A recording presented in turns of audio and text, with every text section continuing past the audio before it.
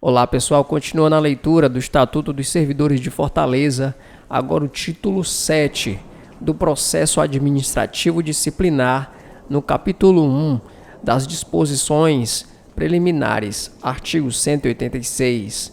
A autoridade que tiver ciência de irregularidade no serviço público é obrigada a promover a sua apuração imediata mediante sindicância ou processo administrativo disciplinar, assegurada ao acusado ampla defesa. Artigo 187. As denúncias sobre irregularidades serão objeto de apuração, desde que contenham a identificação e o endereço do denunciante e sejam formuladas por escrito, confirmada a autenticidade. Artigo 188.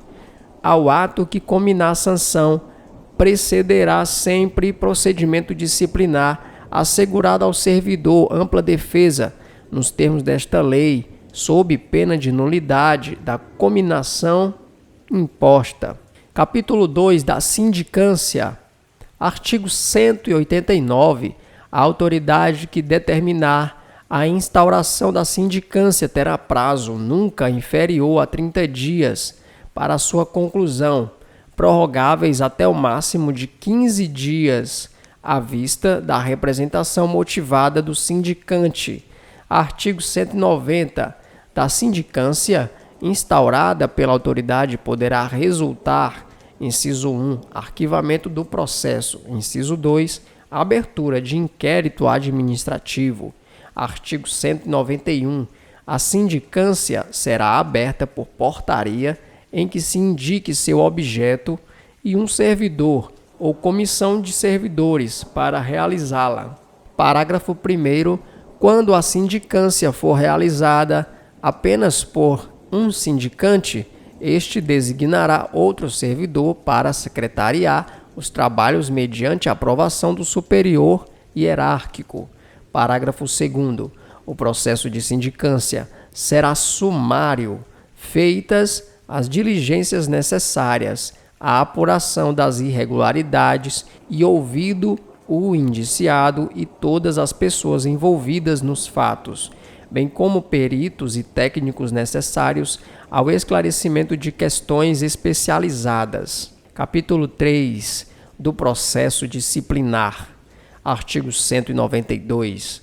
O processo disciplinar é o instrumento destinado a apurar responsabilidade de servidor por infração praticada no exercício de suas atribuições ou que tenha relação mediata com as atribuições do cargo em que se encontre investido.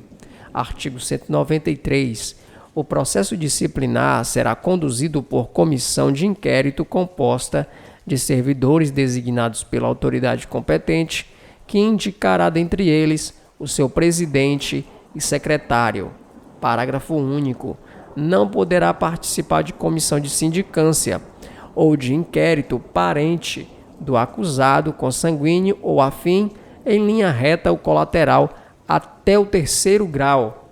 Artigo 194. A comissão de inquérito exercerá suas atividades com independência e imparcialidade, assegurado o sigilo necessário à elucidação do fato ou exigido pelo interesse da administração, sem prejuízo do direito de defesa do indiciado. Seção 1 do inquérito. Artigo 195. O inquérito administrativo será contraditório, assegurada ao acusado ampla defesa com a utilização de meios e recursos admitidos em direito. Artigo 196. O relatório da sindicância integrará o inquérito administrativo como peça informativa da instrução do processo. Parágrafo único. Na hipótese do relatório da sindicância concluir pela prática de crime, a autoridade competente oficiará a autoridade policial para a abertura do inquérito, independentemente da imediata instauração do processo disciplinar. Artigo 197. O prazo para a conclusão do inquérito não excederá 60 dias úteis, contados da data de publicação do ato que constituir a comissão, admitida a sua prorrogação por igual prazo, quando as circunstâncias o exigirem. Parágrafo único. Sob pena de nulidade, as reuniões e as diligências realizadas pela comissão de inquérito serão consignadas em atas. Artigo 198. Na fase do inquérito, a comissão promoverá a tomada de depoimentos, acariações, investigações e diligências cabíveis, objetivando a coleta de prova, recorrendo, quando necessário, a técnicos e peritos de modo a permitir a completa elucidação dos fatos. Artigo 199. É assegurado ao servidor o direito de acompanhar o processo, pessoalmente ou por intermédio de advogado, arrolar e reinquirir testemunhas, produzir provas e contraprovas e formular quesitos, quando se tratar de prova pericial. Parágrafo 1º. O presidente da comissão poderá denegar pedidos considerados impertinentes, meramente protelatórios ou de nenhum interesse para o esclarecimento dos fatos. Parágrafo 2º. Será indeferido o pedido de prova pericial quando a comprovação do fato independer de conhecimento especial do perito. Artigo 200. As testemunhas serão intimadas a depor mediante mandado expedido pelo presidente da comissão, devendo a segunda via, com o ciente do interessado, ser anexada aos autos. Parágrafo único. Se a testemunha for servidor público, a expedição do mandado será imediatamente comunicada ao chefe da repartição onde serve, com a indicação do dia e hora marcados para a inquirição. Artigo 201. O depoimento será prestado oralmente e reduzido a termo, não sendo a testemunha trazê-lo por escrito. Parágrafo 1º. As testemunhas serão inquiridas separadamente. Parágrafo 2º. Na hipótese de depoimentos contraditórios ou que se infirme proceder-se à acariação entre os depoentes. Artigo 202. Concluída a inquirição das testemunhas, a comissão promoverá o interrogatório do acusado, observados os procedimentos previstos nos artigos 200 e 201. Parágrafo 1º. No caso de mais de um acusado, cada um deles será ouvido separadamente, e sempre que divergirem em suas declarações sobre os fatos ou circunstâncias, será promovida a acariação entre eles. Parágrafo 2º. O defensor do acusado poderá assistir ao interrogatório, bem como à inquirição das testemunhas, podendo reinquiri-las por intermédio do presidente da comissão. Artigo 203. Quando houver dúvida sobre a sanidade mental do acusado, a comissão proporá à autoridade competente que ele será submetido a exame por junta médica oficial, da qual participe pelo menos um médico psiquiatra. Parágrafo único. O incidente de sanidade mental será processado em auto apartado e apenso ao processo principal, após a expedição do laudo pericial. Artigo 204. Tipificada a infração disciplinar, será elaborada a peça de instrução do processo com a indicação do servidor. Parágrafo 1º. O indiciado será citado por mandado expedido pelo presidente da comissão para apresentar defesa escrita no prazo de 10 dias, assegurando-se-lhe vista do processo na repartição. Parágrafo 2º. Havendo 2 ou mais indiciados, o prazo será comum, é de 20 dias. Parágrafo 3º. O prazo de defesa poderá ser prorrogado pelo dobro para diligências reputadas indispensáveis. Parágrafo 4º. No caso de recusa do indiciado em apor o ciente no mandado de citação, o prazo para a defesa contar-se-á da data declarada em termo próprio pelo servidor encarregado da diligência. Artigo 205. O indiciado que mudar de residência fica obrigado a comunicar à comissão o lugar onde poderá ser encontrado. Artigo 206. Achando-se o indiciado em lugar incerto e não sabido será citado por edital publicado no Diário Oficial do município e em jornal de grande circulação na localidade do último domicílio conhecido, para apresentar defesa. Parágrafo único. Na hipótese deste artigo, o prazo para a defesa será de 15 dias, a partir da última publicação do edital. Artigo 207. Considerar-se-á rével o indiciado que, regularmente citado, não apresentar defesa no prazo legal. Parágrafo 1º. A revelia será declarada por despacho nos autos do processo e devolverá o prazo para a defesa. Parágrafo 2º. Para defender o indiciado rével, a autoridade instauradora do processo designará um defensor dativo, que deverá ser um advogado. Artigo 208. Apreciada a defesa, a comissão elaborará relatório minucioso, onde resumirá as peças principais dos autos e mencionará as provas em que se baseou para formar sua convicção. Parágrafo 1º. O relatório será sempre conclusivo quanto à inocência ou à responsabilidade do servidor. Parágrafo 2º. Reconhecida a responsabilidade do servidor, a comissão indicará o dispositivo legal ou regulamentar transgredido, bem como as circunstâncias agravantes ou atenuantes. Artigo 209. O processo disciplinar com o relatório da comissão será remetido à autoridade que determinou a sua instauração para julgamento. Artigo 210. Aplicam-se subsidiariamente ao processo disciplinar as regras contidas nos Códigos de Processo Civil e Penal. Seção 2 do julgamento. Artigo 211. No prazo de 60 dias contados do recebimento do processo, a autoridade julgadora proferirá a sua decisão. Parágrafo 1º. Se a penalidade a ser aplicada exceder a alçada da autoridade instauradora do processo, este será encaminhado à autoridade competente, que decidirá em igual prazo. Parágrafo 2º. Havendo mais de um indiciado e diversidade de sanções, o julgamento caberá à autoridade competente para a imposição da pena mais grave. Parágrafo 3º. Se a penalidade prevista for a de demissão ou cassação de aposentadoria ou cassação de disponibilidade, o julgamento caberá ao prefeito, presidente da Câmara Municipal ou ao dirigente superior de autarquia ou fundação. Artigo 212. O julgamento acatará o relatório da comissão de inquérito, salvo quando contraditórias as provas dos autos. Parágrafo único. Quando do relatório da comissão contrariar as provas dos autos, a autoridade julgadora poderá, motivadamente, agravar a penalidade proposta, abrandá-la ou isentar o servidor de responsabilidade.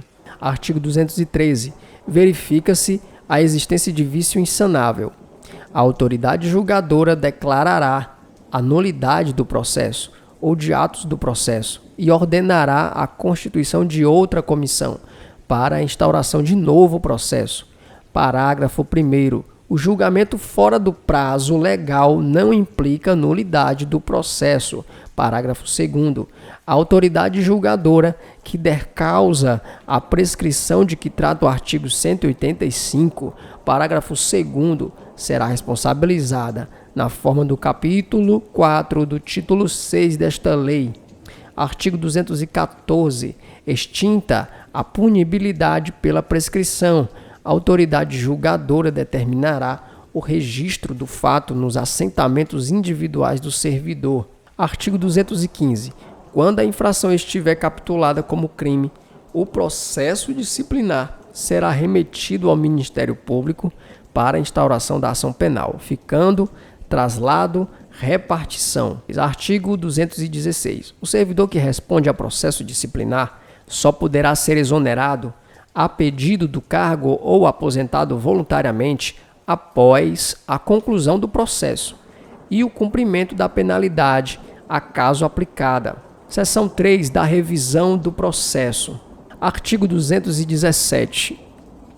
O processo disciplinar poderá ser revisto no prazo de até 2 anos da publicação de sua decisão, a pedido ou de ofício, quando se aduzirem fatos novos ou inadequados da penalidade aplicada. Parágrafo 1º. Em caso de falecimento, ausência ou desaparecimento do servidor, qualquer pessoa da família poderá requerer a revisão do processo. Parágrafo 2º. No caso de incapacidade mental do servidor, a revisão será requerida pelo respectivo curador. Artigo 218. No processo revisional, o ônus da prova cabe ao requerente. Artigo 219. A simples alegação de injustiça da penalidade não constitui fundamento para a revisão, que requer elementos novos, ainda não apreciados no processo originário.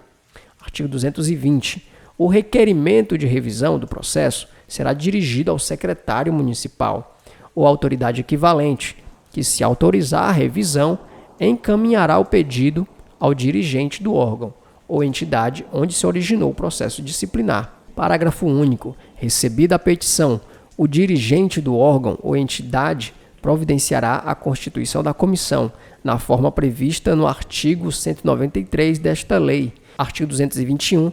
A revisão correrá em apenso ao processo originário. Parágrafo único.